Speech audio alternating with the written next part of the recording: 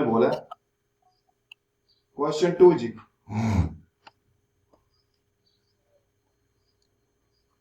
The probability that a train is late 0.15। अगर इसको percentage में देखें तो 15% बनती है।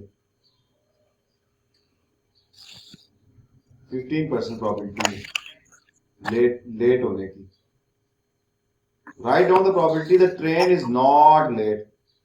नॉट फिर क्या होगा? 85% ना? 85%। जीरो जी सर। That is 1 minus 0.15। ठीक है बेटा, समझ आ गई?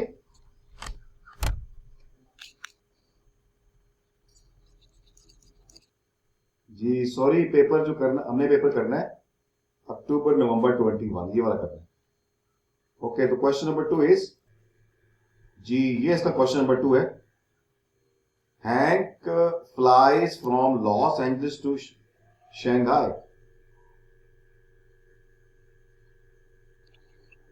तो the flight departs on Friday 22 July at 21:40. The flight takes 13 hours and 35 minutes. The local time in Shanghai is 15 hours ahead of the local time in Los Angeles. Find the day, date, and time in Shanghai when Hank's flight arrives.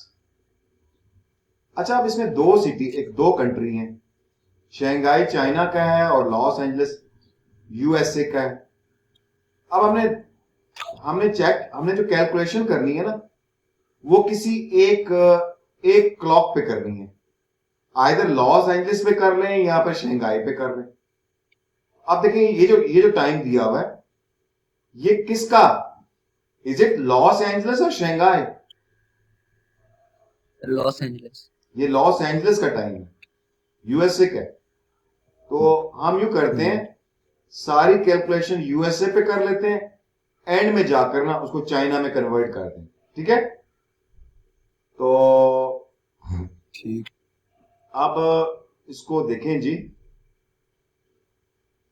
Friday को 22 जुलाई को वो चला, और time जो रात को चला 21:40 पे चला।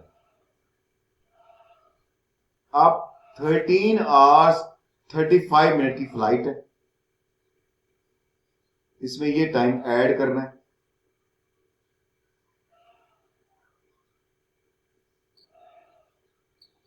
तो अब इसको बड़ा सिंपल करते हैं। 40 में 35 ऐड करें, कितना बनता है?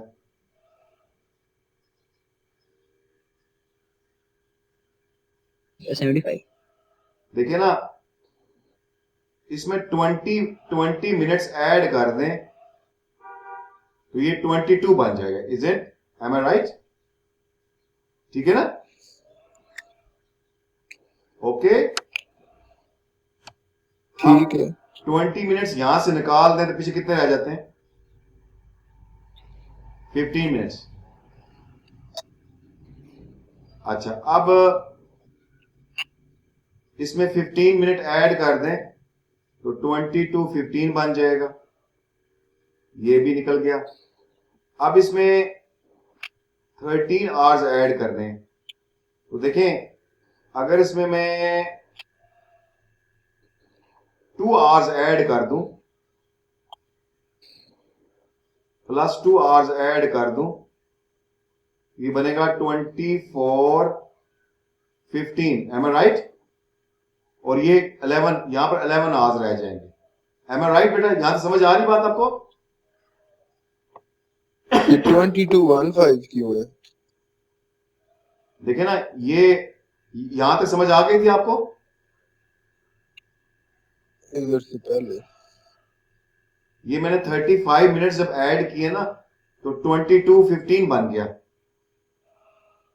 आप पीछे 13 घंटे रह गए, 13 में से 2 घंटे डाले तो ये बन गया 24:15। अब 11 घंटे की फ्लाइट पीछे रह गई है। बात समझ आ गई आपको? हम्म, समझ आ गई कि दोबारा नहीं बताऊं? समझ आया। नहीं, दोबारा बताऊं कि समझ आ रही है? दोबारा बता दे। दोबारा देखें वंस अगेन। हम ये कह रहे हैं, we are very excited that we are moving from Los Angeles to Shanghai. हम बड़े एक्साइटेड हैं। हम बार बार क्या करते हैं, वॉच को देखते हैं, भाई कितना टाइम हो गया, कितना टाइम हो गया।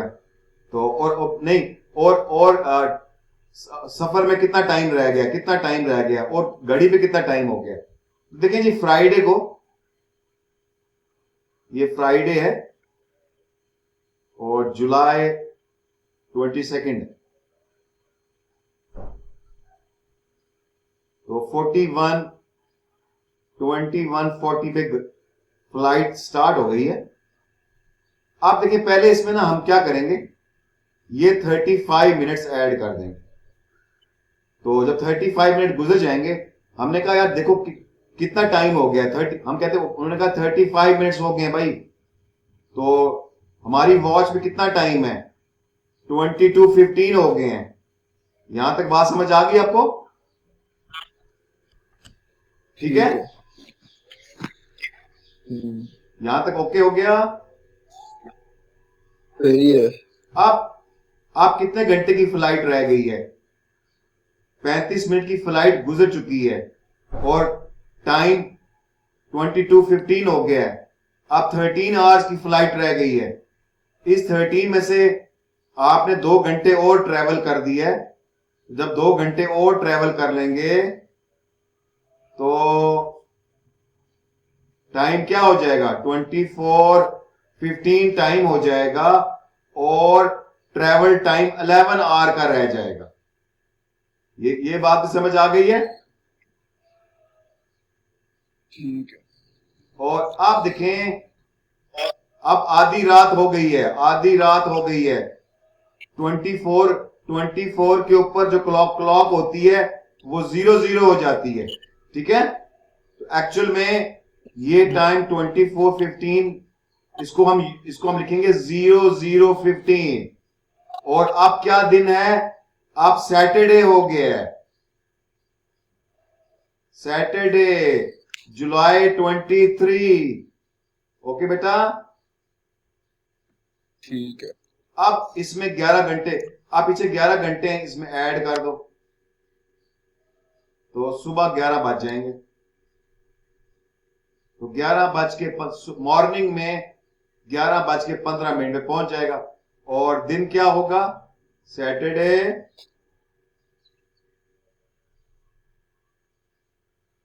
और डेट क्या होगी, लेकिन हमने शंघाई टाइम बताने हैं ना। एग्जैक्ट जुलाई 15 23, आवर्स अहेड है। जुलाई 23 और 11:15 ये टाइम हो, ये आंसर। लेकिन हमने टाइम दूसरे उसमें हाँ बताना है। हाँ हाँ, good good good good good. ये तो चाइना वाला टाइम हो गया ना, ये तो चाइना वाला टाइम हो गया। अब नहीं, सॉरी, ये तो यूएसए का टाइम हो गया ना, यूएसए का टाइम है। अच्छा, अब चाइना वाले तो 15 घंटे आगे हैं, तो 15 घंटे आगे हैं। आप चले जी, आप देखें जी, दोबारा वंस अगेन, 11:15 और क्या दिन था, सैटरडे था और जुलाई 23 था, यूएसए टाइम। अब 15 घंटे आगे डालते हैं। तो अगर मैं इसमें 15 घंटे आगे डालू, देखो देखें, अगर मैं 12 घंटे डाल दूं इसमें आगे, तो ये क्या हो जाएगा, ये रात के 11 बज जाएंगे, है ना? M I right? है ना? 12 घंटे। अब इसमें क्या करना है, 15 घंटे है ना, मैंने 12 घंटे डाल, 3 घंटे और डालने हैं। जब 3 घंटे और डालूंगा, ये बन जाएगा 26:15। तो 26 तो होता ही नहीं है, 24 के बाद दिन फिर चेंज हो जाता है। तो ये कितना आगे चला गया, 2 घंटे आगे चला गया, है ना? 2:15। और अब क्या दिन होगा, संडे होगा। चाइना में संडे होएगा और जुलाई 24 होएगा। बात समझ आई आपको? ठीक है। हाँ तो चाइना वाला टाइम मैं नीचे लिखता हूं। तो संडे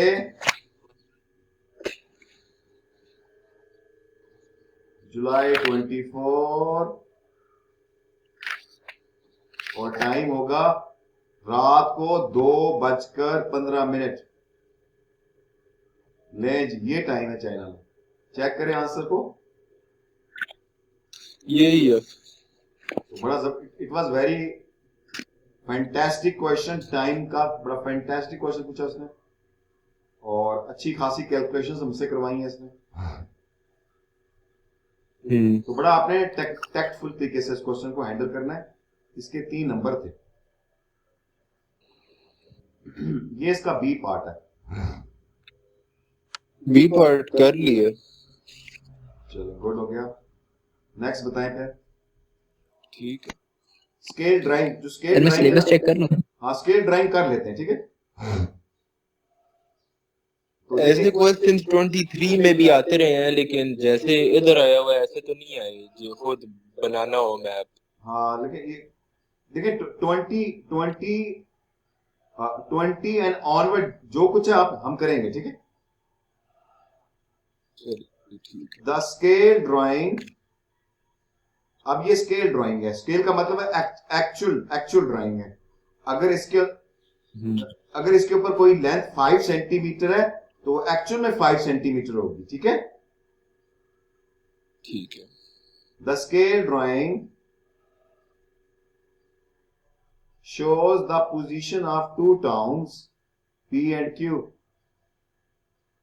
और स्केल क्या है 1 सेंटीमीटर टू 4 किलोमीटर।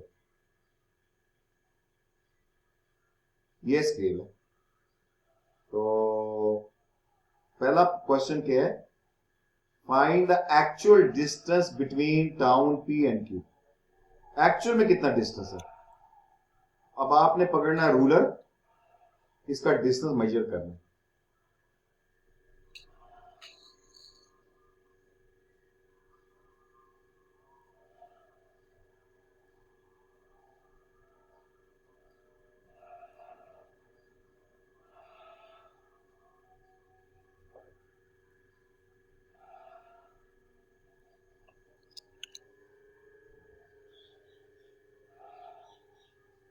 मेरे रूलर पे तो 1 2 3 4 8 बनता है। 5 6 7 8 9 10 11 सेंटीमीटर बनता है मेरे रूलर पे, ठीक है।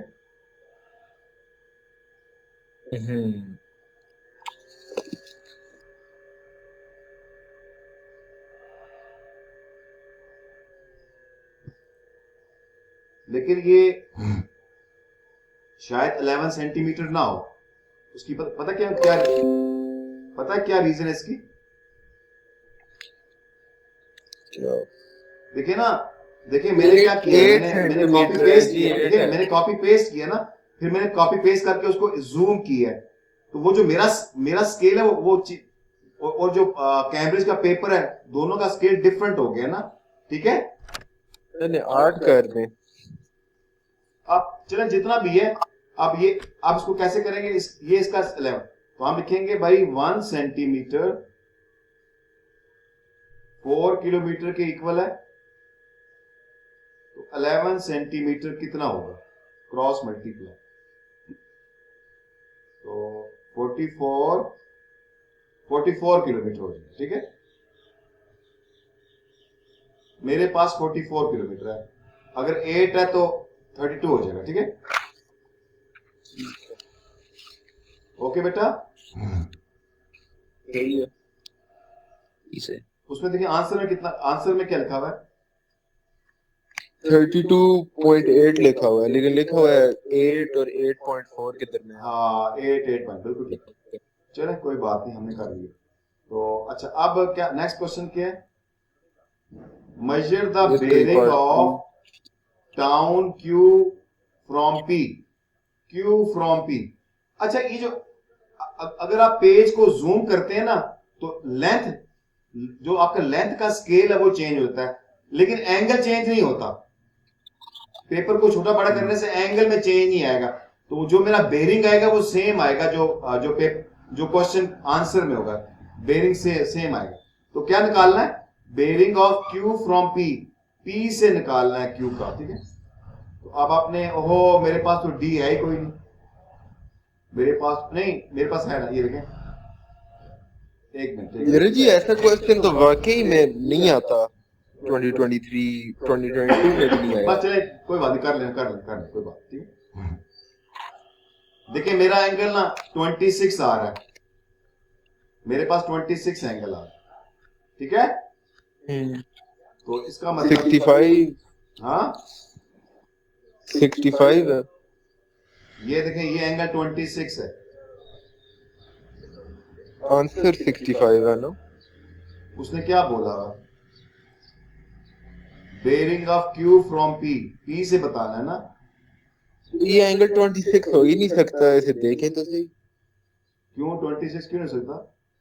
अच्छा अच्छा अच्छा अच्छा, ठीक 90 ठीक के ठीक, ज्यादा हाँ नहीं करीब ठीक है। है ठीक ठीक, नहीं हाँ 66 नहीं, 26 है। एक मिनट, ये फिर कैसे निकलेगा यार? बट एनी हाउ, यही हाँ हमने इसको डी से निकालना है, ठीक है। एक मिनट, खैर एक मिनट, यहाँ रखता हूँ ना, यहाँ रखता हूँ, आप देखता हूँ।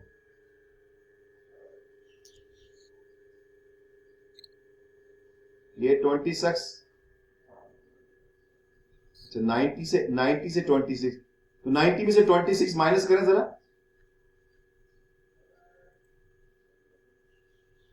64, 74, 64 है। हाँ मेरे पास 64 आया, सर इसका आंसर वैसे 65 है।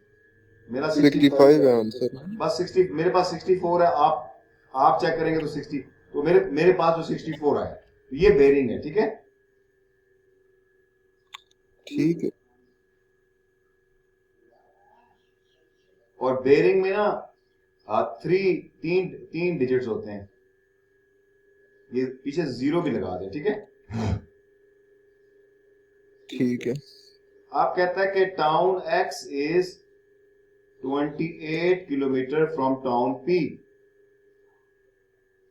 on a bearing of 140 degree.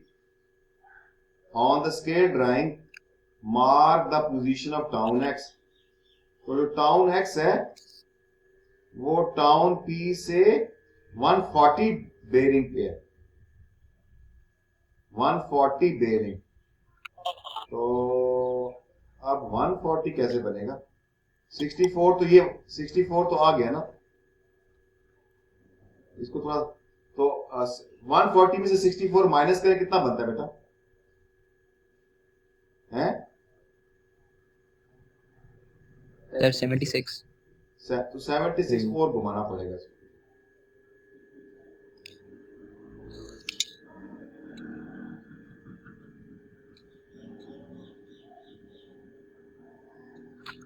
यार ये तो बहुत ही बुरी बात हो गई।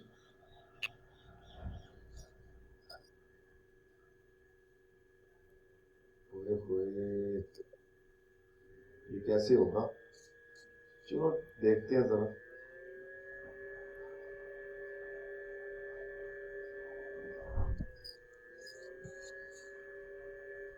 आप एक नीचे लाइन खींचेंगे और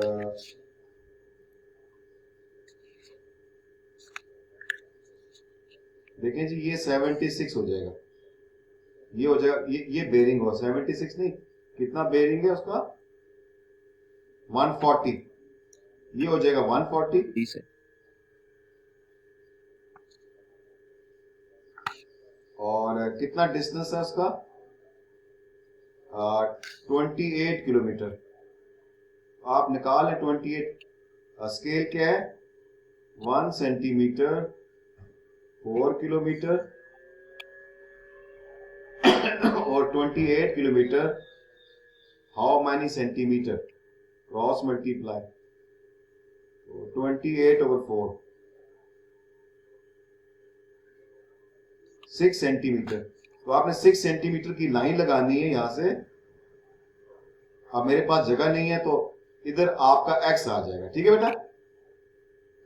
सेंटीमीटर की लाइन होगी, हैं?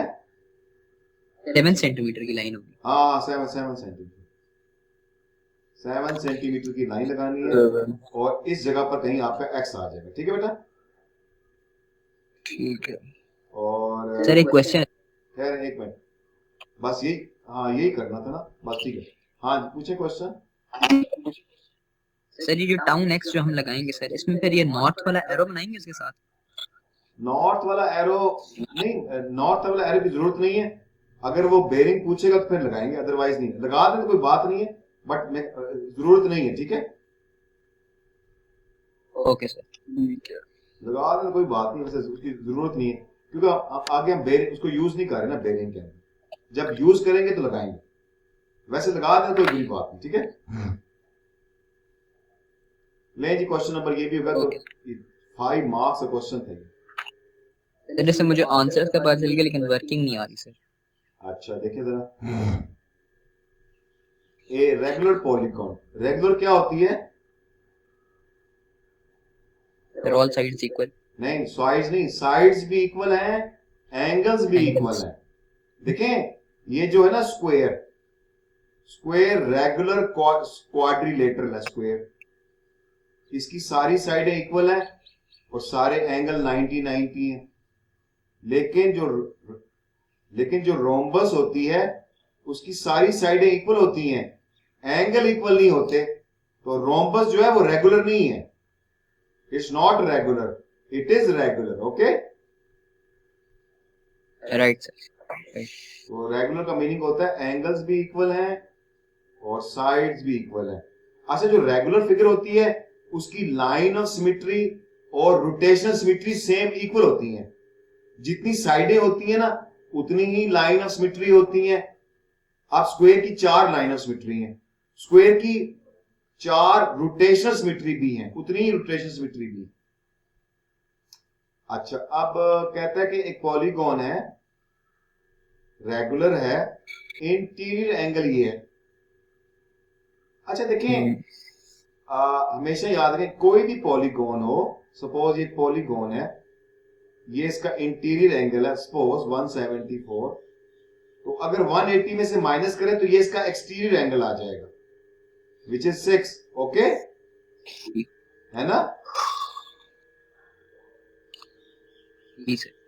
तो जो हर इंटीरियर, तो जो पॉलीगॉन्स होती हैं उनका इंटीरियर और एक्सटीरियर एक ही लाइन के ऊपर होता है।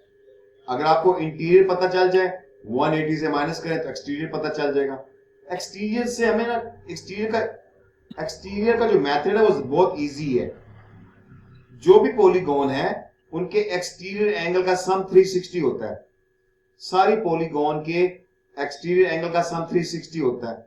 इसको अगर आप नंबर ऑफ साइड से डिवाइड कर दें तो आपके पास एक एक्सटीरियर एंगल आ जाएगा जो कि 6 है, जो कि 6 है ना? तो अब इसको जी सर। आगे पीछे कर दें, 360, 6 इधर कर दें और नंबर ऑफ साइड्स इधर कर दें, तो इसकी 60 साइड्स हैं। कितनी साइड्स हैं इसकी? 60 साइड्स हैं। नंबर ऑफ सर साइड, एक और क्वेश्चन। हाँ जी, सर वो ये जो फॉर्मूला सर इंटीरियर एंगल वाला n-2 multiplied by 180 upon n, sir वो यूज कर सकते हैं हम? हाँ देखें, अगर उसको करेंगे तो सम ऑफ द इंटीरियर एंगल का जो फार्मूला है n-2 इंटू 180, ये सम है, sum of the interior angle. जी सर। इसको अगर नंबर ऑफ साइड से डिवाइड कर दें तो 1 इंटीरियर एंगल आ जाएगा जो कि है 174। आप क्रॉस मल्टीप्लाई कर दें,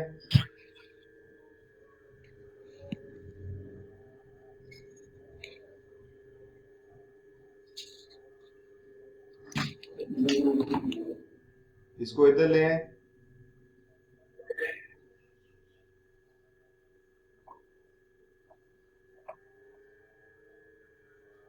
और 6n इज इक्वल टू 360 और n कितना आ जाएगा, वही आ जाएगा ना 60, ठीक है, सेम आंसर है। Okay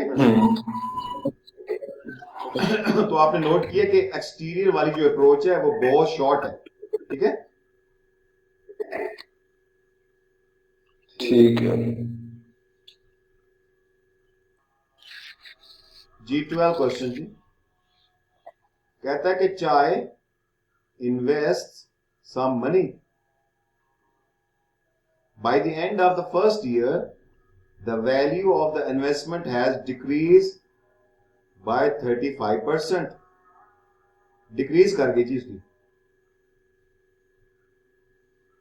by the end of the second year the value of the investment has increased by 40%, अच्छा, of its value at the end of the first year, ये भी देखें, ये भी बड़ी इंपॉर्टेंट बात है। find the overall percentage change in the value of investment overall, 3 marks। देखिए जी, तो न्यू ओल्ड मेथड से करते हैं और ये क्वेश्चन 2 दफा करना पड़ेगा।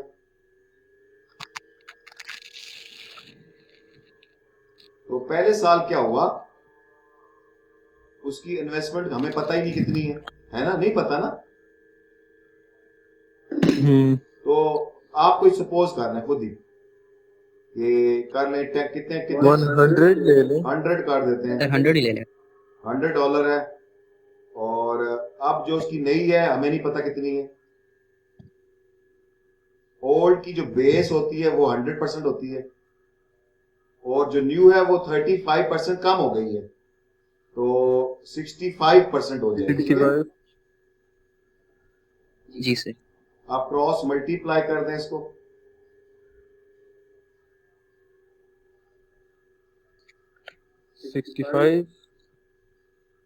तो जो उसकी 1 साल के बाद जो उसके पास वो $65 रह गए, ठीक है,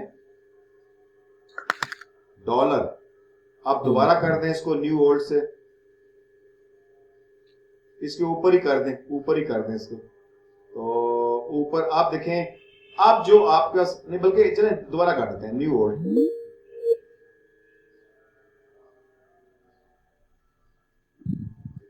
तो इसको फिर दोबारा से करेंगे न्यू ओल्ड मेथड से।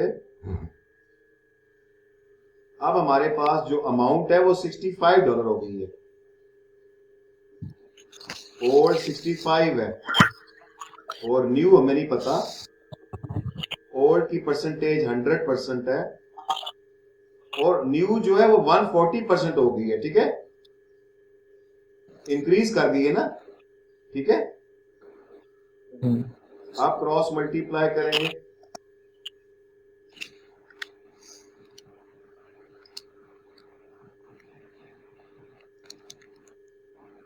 कितना डॉलर बने, 91 $91।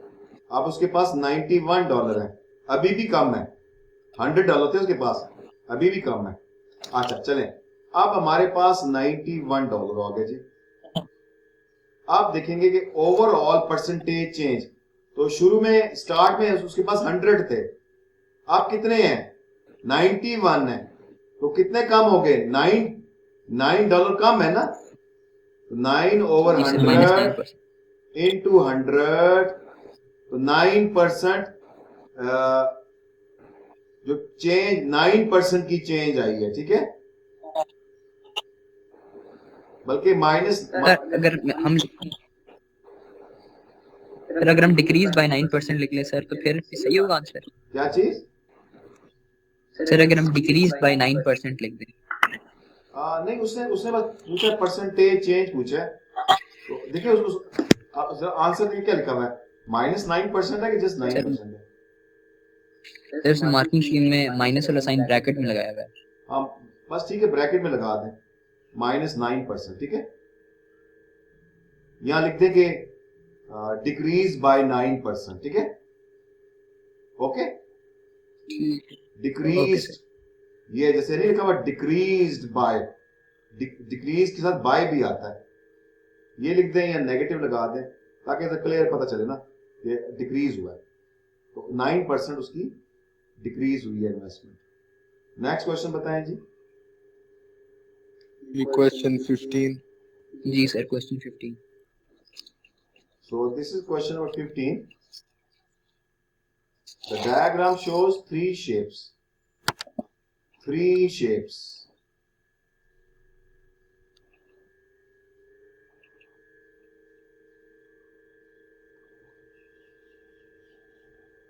And they are mathematically similar. The height of the shapes are in ratio small, medium and large. This is the ratio. ये किसकी रेशियो? हाइट की है। Find the ratio. Find the ratio shaded area to total unshaded area. Shaded and unshaded का आपने ratio बताना है and give your answer in the simplest form. देखें जी, ये हमारे पास 4 नंबर है इसके। ये हमारी रेशियो है 1:5:8। अच्छा, एरिया में हम क्या करते हैं, देखें, चले इसको बोलते हैं A1। इसका एरिया A1 है, A2, A3। देखें, एरिया में हम जो लेंथ होती है ना उसका स्क्वायर कर देते हैं, ठीक है। जी सर। इसका मतलब है इसका जो एरिया है 1 है, ये हो गया और ये इनके एरिया निकला है हमारे पास। अब निकालना है हमने shaded and unshielded. Shaded and unshielded.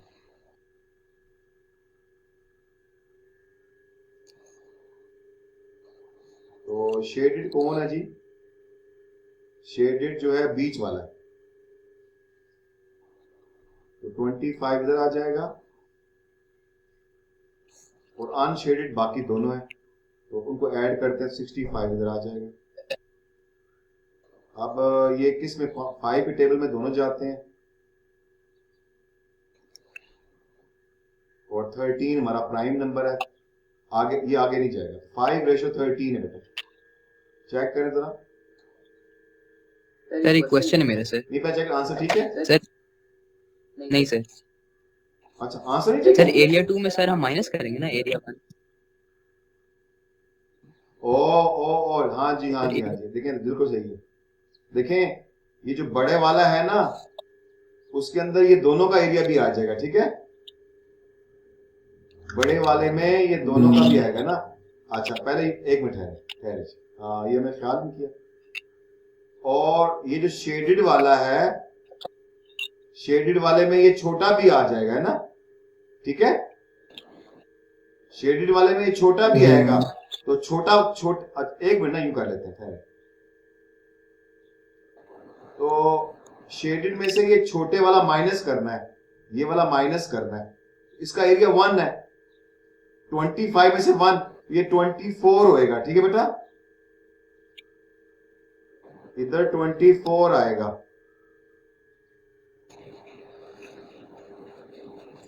और आप देखें शेडेड जो है वो 24 है, तो इस बड़े में ये वाला, इस बड़े में ये छोटे वाला ऑटोमेटिकली ऐड होगा, ठीक है बेटा। बात समझ आ रही है आपको? जी सर। इस बड़े वाले में ये शेडेड ऑटोमेटिकली एडेड होगा। शेडेड निकाल देना है, ये वाला ऐड नहीं करना, ठीक है। ये वाला ऐड नहीं करना, ये ऑटोमेटिक उसके अंदर है। तो 65 में से 24 निकालें तो कितना होता है?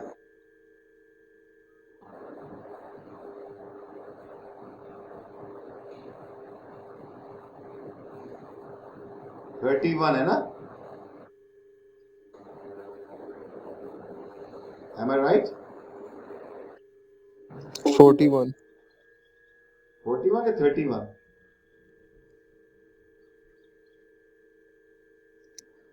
देखिए बड़े का 64 है ना?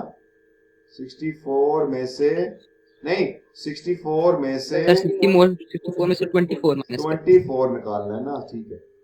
जी सर तो 40 आएगा है ना? 40 40 आएगा। आप इसको सिंप्लीफाई कर दें तो 4 6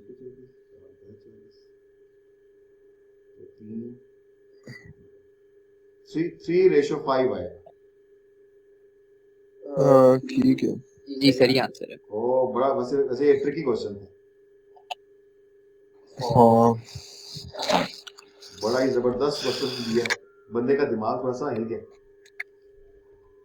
डिफिकल्ट क्वेश्चन, डिफिकल्ट नहीं था, बट ये है कि we have to be very very careful.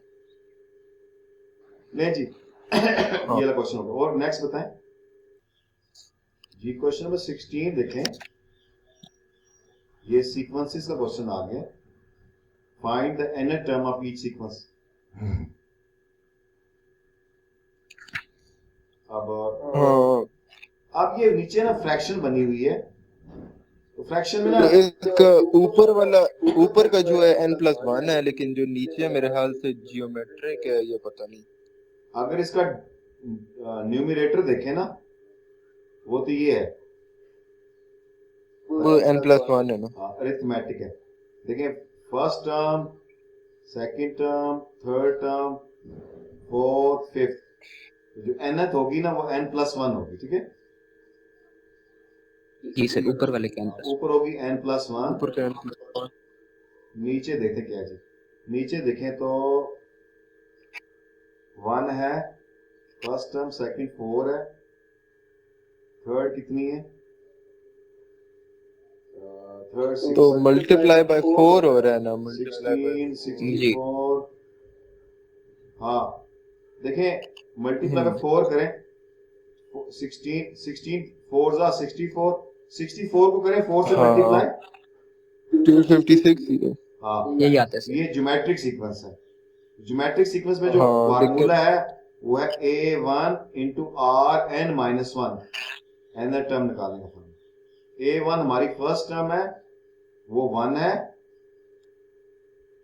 और r हमारा 4 है, n माइनस वन, तो ये हो जाएगा 4n n माइनस वन। ये भी ठीक है, 4n माइनस वन। चेक करें, यही आंसर है। जी सर बोले जी ऊपर वाली क्या है? ए हो गया था। हाँ वो तो हो गया। जी सर वो चले नेक्स्ट क्वेश्चन बताएं फिर जी। 22nd क्वेश्चन, ये हमारा इंडाइसिस वाला क्वेश्चन है।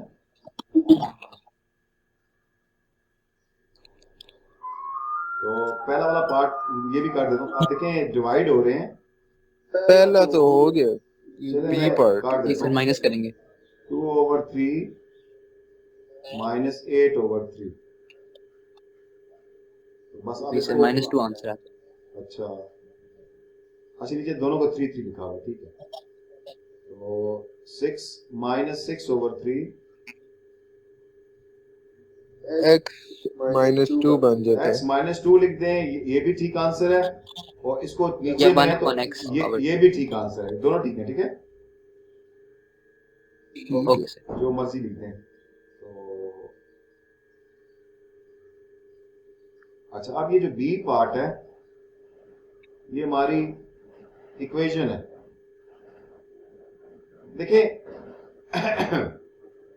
16 की पावर क्या रखें तो 64 आएगा, ऐसा है। जी सर 2/3 इसको करने के मल्टीपल मेथड हैं। एक मेथड ये है कि 16 की प्राइम फैक्टराइजेशन कर दें।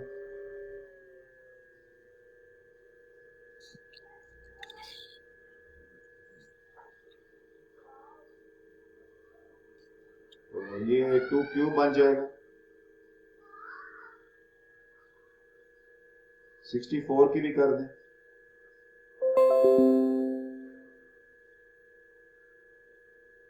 सर वो 2 पावर 6 हो जाएगा। हाँ 64 की भी करेंगे तो वो 2 पावर 6 हो जाएगा।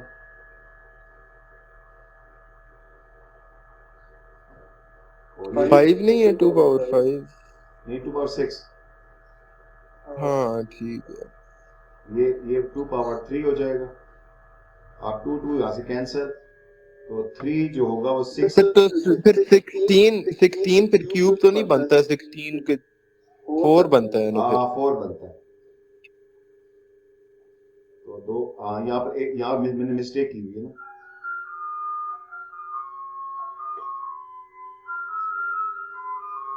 टू पावर 4 बनता है, तो 4 ये, तो के आ जाएगा 4/6 विच इज 2/3।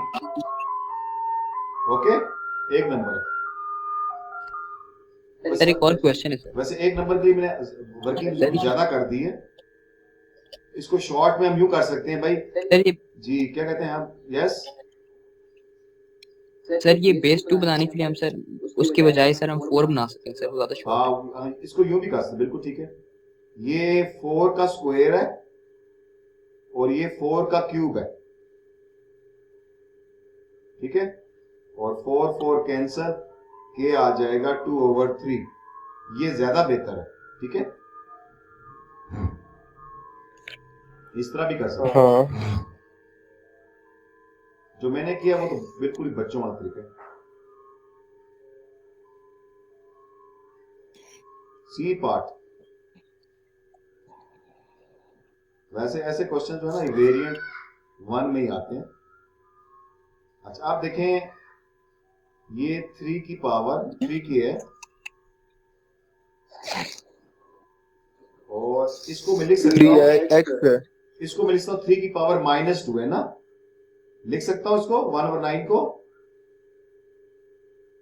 ठीक है 4 - जी 3 सर। के पावर इन, और इसको लिख सकता हूँ 3 की पावर 1, ये 1। पावर इनसाइड एंड आउटसाइड ये मल्टीप्लाई होती है।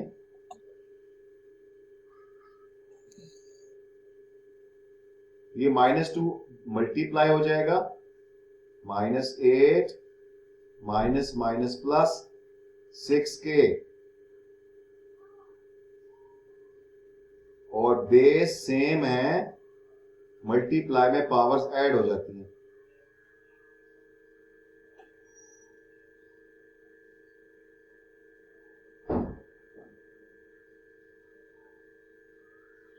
अब ये दोनों उड़ गया तो हमारा बन गया 3k + 6k 9k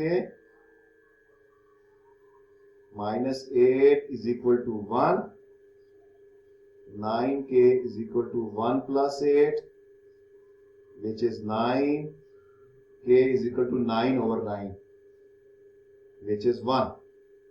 तो k 1 आ गया, नहीं यहाँ पर जी k सर। नहीं x था, x1 आ गया, ठीक है। मैंने गलती से k लिख दिया, ठीक है, x1। सर फर्क पड़ता है वैसे?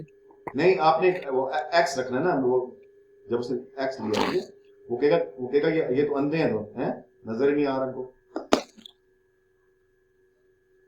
ले जी, we have completed the paper जी। सर ओके जी, क्वेश्चन नंबर 20 जी। सर इसमें मैंने ये पूछना है सर कि देखें सर, वो जो अभी जो नए वेरिएंट्स आ रहे हैं सर, नए पेपर हैं, उनमें सर वो दो जो आंसर स्पेस है ना सर, जिसके साथ 3 मार्क लिखा हुआ है सर, उसमें सर x और x 2 दफा लिखते हैं, यानी मतलब दोनों आंसर्स की वो स्पेस देते हैं, लेकिन इसमें से सिर्फ एक दी हुई है सर। हाँ तो मतलब चेक करते हैं, लेकिन सर वो मांग चेक करते हैं, देखें, चेक करते हैं, सॉल्व करें 3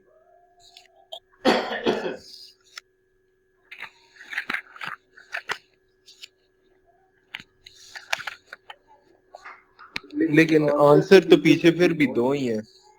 ये 3 यहाँ आगे डिवाइड हो जाएगा,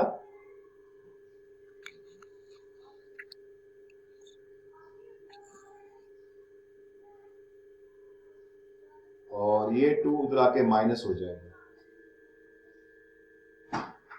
तो 1/-1/3 6, तो -1/3, तो cos x जो है वो -1/3 आ गया। अच्छा, जब बेसिक एंगल निकालते हैं ना, बेसिक एंगल निकालते वक्त इसको प्लस लेते हैं, बेसिक एंगल में इसको प्लस लेंगे, x cos इनवर्स प्लस 1/3 देंगे, तो कितना निकलता है एंगल बेटा? cos इनवर्स 1/3 70.5 20.5, 70.5 70 या 17, 70 70, सर 70.5। हाँ 70.5 ये हमारा बेसिक एंगल निकला है 70.5। अच्छा, अब बनाएंगे हम क्वाड्रेंट डायग्राम।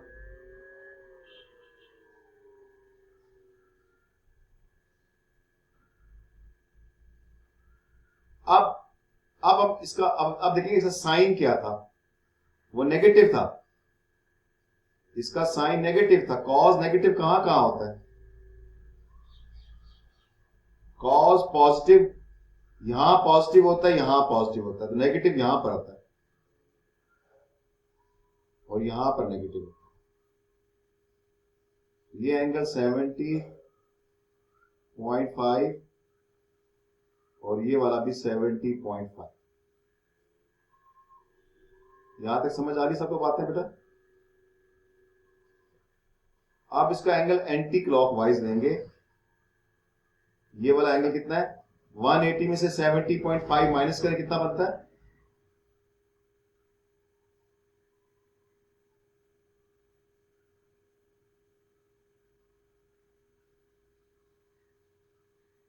कितना बनता है बेटा?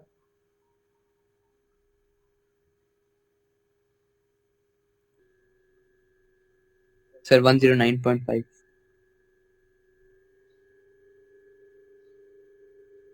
और दूसरा एंगल ये वाला है, 180 में ऐड कर दें 70.5,